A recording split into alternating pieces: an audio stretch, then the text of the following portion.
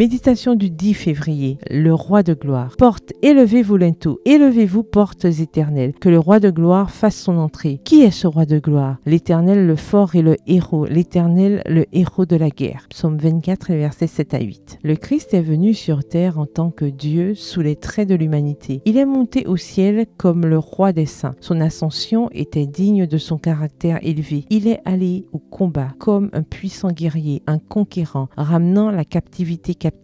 Il était accompagné de l'armée céleste, au milieu d'acclamations, de cris de louanges et de chants célestes. Extrait du livre SDA Bible Commentary, le commentaire biblique adventiste au volume 6, le chapitre acte 1 à la page 1053. Les disciples non seulement virent le Seigneur monter, mais ils reçurent le témoignage des anges leur assurant qu'il était allé occuper le trône de son Père dans les cieux. L'éclat de l'escorte céleste et l'ouverture des portes glorieuses de Dieu pour l'accueillir ne devaient pas être discernés par les yeux des mortels. Si le parcours du Christ jusqu'au ciel avait été révélé aux disciples dans toute sa splendeur, ces derniers n'auraient pas supporté cette vue. Leur sens ne devait pas s'engouer de la gloire du ciel, au point de perdre de vue le caractère du Christ, qu'ils avaient le devoir d'imiter. Ils devaient regarder clairement à l'esprit la beauté et la majesté de sa vie, l'harmonie parfaite de tous ses attributs et l'union mystérieuse du divin et de l'humain dans sa nature. Son ascension visible du monde était en harmonie avec la douceur et la sérénité de sa vie. Extrait du livre The Spirit of Prophecy, l'esprit de prophétie, au volume 3 au chapitre 19 aux pages 254 à 255. Quelle source de joie pour les disciples de savoir qu'ils avaient au ciel un tel ami qui plaiderait en leur faveur. Grâce à l'ascension visible du Christ, toute leur vue et conception du ciel ont changé. Ils le considéraient maintenant comme leur futur foyer, où le Rédempteur leur préparait des demeures. La prière revêtit un intérêt nouveau, étant désormais une communion avec leur Sauveur. Ils avaient un évangile à prêcher, le Christ sous forme humaine, homme de douleur, le Christ humilié, saisi par des mains iniques et crucifié, le Christ ressuscité et monté au ciel en la présence de Dieu pour être l'avocat des humains, le Christ revenant avec puissance et une grande gloire sur les nuées du ciel. Extrait tiré toujours du livre